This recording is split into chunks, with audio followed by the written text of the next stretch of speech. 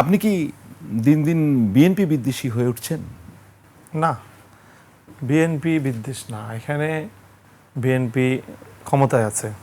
আমাদের রাজনৈতিক স্বাভাবিক কালচার হলো যখন যারা ক্ষমতায় থাকবে, সরকারে থাকবে। আচ্ছা, আমরা শুনবো আপনার কথা। আপনার দুটো বক্তব্য আমরা এখানে দেখতে যাচ্ছি।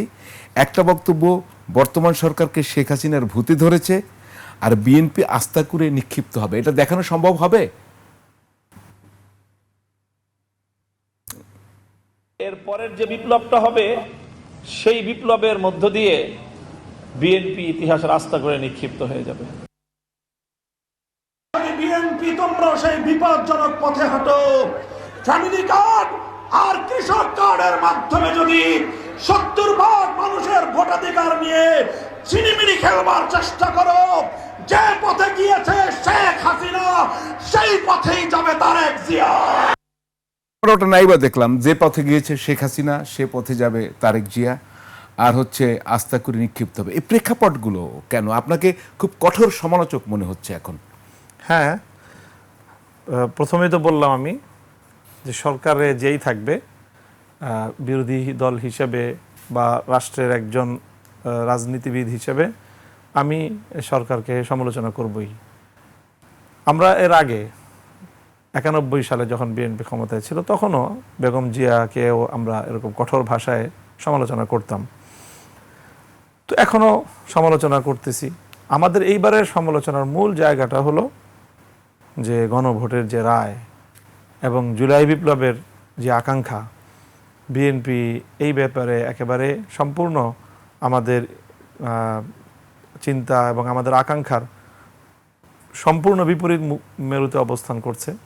আমরা মনে করি যে বিএনপির বর্তমান এই অবস্থাটা গণরায়ের বিরুদ্ধে, জুলাই আকাঙ্ক্ষার বিরুদ্ধে বিএনপির এই অবস্থাটা খুবই আপত্তিকর এবং কঠোর ভাষায় এটার সমালোচনা করার মতোই এই বিষয়টা।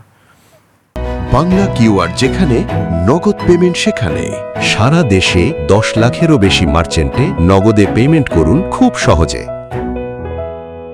আর যে কথাগুলি আমি বলছি সেগুলো সবই সতর্কতামূলক। যদি তোমরা এটা না করো, স্বাভাবিকভাবেই এটা বিএনপির প্রতি আমার এক ধরনের কল্যাণকামিতা, তাদের প্রতি আমার এক ধরনের শুভকামনার থেকেই যে ঠিক যদি এটা স্বাভাবিক কথা যে আপনি যদি শেখ হাসিনার পথে হাঁটেন তাহলে পরিণাম আপনার শেখ হাসিনার মতোই হবে।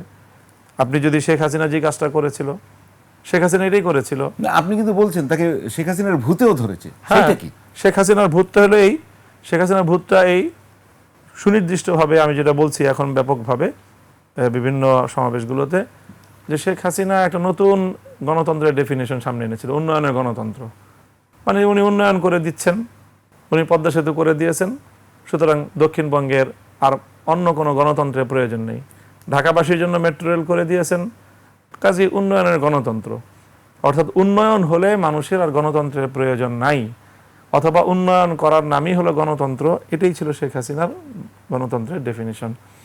বর্তমান সরকারকেও আমরা দেখছি যে তাদের ক্ষমতার সূচনাটাই হলো খুবই বাজে একটা সিদ্ধান্তের মধ্য দিয়ে।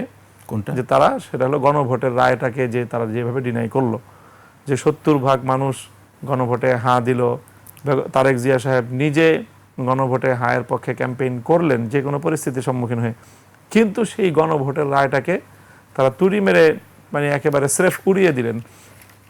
কাজেই সেই জায়গাটা থেকে এই ধরনের কঠোর কথা বা এরকম কঠোর অবস্থান একটা সরকারের আরও পরের দিকে বিরোধী দলকে নিতে হয়। কিন্তু এই সরকারের যাত্রাটাই তো শুরু হলো গণভোটের রায়কে অস্বীকার করার মধ্য দিয়ে। কাজে এই জন্য এখান থেকে আমাদেরকে আমরা বলতে বাধ্য হচ্ছে এই কথাটা। ভূতটা হলো ওই জায়গাটায় যে সে জনগণের রায়কে, জনগণের ভোটাধিকারকে সম্পূর্ণরূপে একেবারে অকার্যকর করে দিয়ে উন্নয়ন দিয়ে তিনি সেটা রিপ্লেসমেন্ট চাইছিলেন। তো মনে হচ্ছে বর্তমান সরকারও ফ্যামিলি কার্ড আর কৃষক কার্ড দিচ্ছে, এটাই তার গণভোটের রায়কে ডিনাই করার এবং গণভোটের জনগণের রায়ের রিপ্লেসমেন্ট। এটা যে আমি তোমাকে উন্নয়ন দিচ্ছি, তোমাকে টাকা দিচ্ছি, কাজেই তোমার ভোটাধিকার না থাকলে সমস্যা নেই। তো কাজেই এটা আমি মনে করি এটা বিএনপির জন্য অবশ্যই খুব বিপজ্জনক এবং ঠিক এটা সেই শেখ হাসিনার মতোই একটা মনোবৃত্তি। কাজেই শেখ হাসিনার সেই ভূত এখন বিএনপির ঘাড়ে সওয়ার হয়েছে এই ভূত তাড়ানোর জন্যই আমরা চেষ্টা করছি। ভূত তাড়াবেন কিভাবে? ভূত তাড়াবার মন্ত্র বা ওষুধ ভূত তাড়াবার- আপনাদের সেই সক্ষমতা বা জনসমর্থন আছে? অবশ্যই দেখেন, এটার যে এবারে যে বিএনপি যে এটা জায়গাটা নিয়ে খেলছে সেটা হলো যে গণভোটের রায়। তো বিএনপি, আমাদের কাছে তো এই তথ্য আছে যে বিএনপি কিন্তু নির্বাচনের আগে যখন জুলাই সনদের বিষয় নিয়ে গণভোটের একটা ব্যালট দাঁড়ালো, সেই ব্যালটে 4টা প্রশ্ন আনলো, তখন বিএনপি কিন্তু সিদ্ধান্ত নিয়েছিল যে তারা না ভোটের পক্ষে ক্যাম্পেইন করবে এবং তারা তাদের সাংগঠনিক ওয়েতে তারা না ভোটের পক্ষেই সারা দেশে তাদের ভোটারদেরকে, তাদের সংগঠনকে তারা সেই ধরনের নির্দেশনা দিয়ে দিয়েছিল। মাঠ থেকে যে রিফ্লেকশনটা আসছে সেটা হলো যে যদি গণভোটে না এর পক্ষে তারা এভাবে ওপেনলি নেমে যায়, তাহলে জুলাই বিপ্লবের মাধ্যমে এই বাংলাদেশের মানুষের জুলাইয়ের প্রতি, জুলাই বিপ্লবের প্রতি এবং জুলাই চেতনার প্রতি তাদের বাংলাদেশের মানুষের যে বিপুল উচ্ছ্বাস, সেটা বিএনপির জন্য একটা বড় ধরনের বুমেরাং হতে পারে। এবং সেক্ষেত্রে আমরা বলি যে আমছালা দুটো যাওয়ার আশঙ্কা করেছে বিএনপি, যে না এর কারণে শেষ পর্যন্ত তাদের প্রতীকের উপরে ভোটের নেগেটিভ ইম্প্যাক্ট হতে পারে। সেই কারণেই তারেক জিয়া প্রকাশ্যে গণভোটে হায়ের পক্ষে বলতে বাধ্য হয়েছেন। কাজেই আমরা মনে করি যে বিএনপি এই গণভোটের বিপক্ষে যদি এভাবে তার অবস্থান বহাল রাখে এবং সে সংস্কার করার যে কমিটমেন্ট ছিল, 31 দফার প্রথম দফা হলো তার সংবিধান সংস্কার করা, গণভোটে হায়ের পক্ষে বলে সে সংস্কার করার কমিটমেন্ট করেছেন এবং গণভোট যে অনুষ্ঠিত হবে সেটা একটা সেটেল বিষয় এবং সকল রাজনৈতিক দলগুলোর মধ্যে আলোচনার মাধ্যমেই এটা নির্ধারিত হয়েছে যে আমরা গণভোটের মাধ্যমে জুলাই সনদকে বাস্তবায়ন করব। তাহলে এই সবগুলি বিষয় তো বিএনপি একেবারে সম্পূর্ণরূপে এখন সে তার অঙ্গীকার থেকে, বিএনপি তার কমিটমেন্ট থেকে 90% ডিগ্রি। তাহলে কি শেখ হাসিনার পথে কতটা হাঁটছে? মানে যদি হাঁটে বললেন, এখন আপনি কতটা হাঁটতে দেখছেন?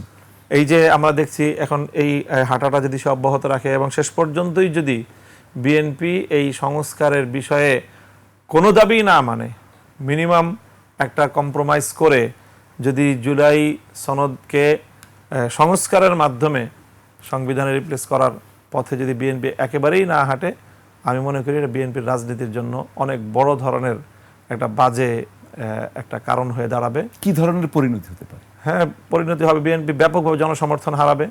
নতুন জেনারেশন যারা জুলাইকে শেখ হাসিনার পথেই যাবে। শেখ হাসিনার পথ তো এটাই যে গণবিচ্ছিন্ন হয়ে যাওয়াটাই হলো মূল পরিণাম।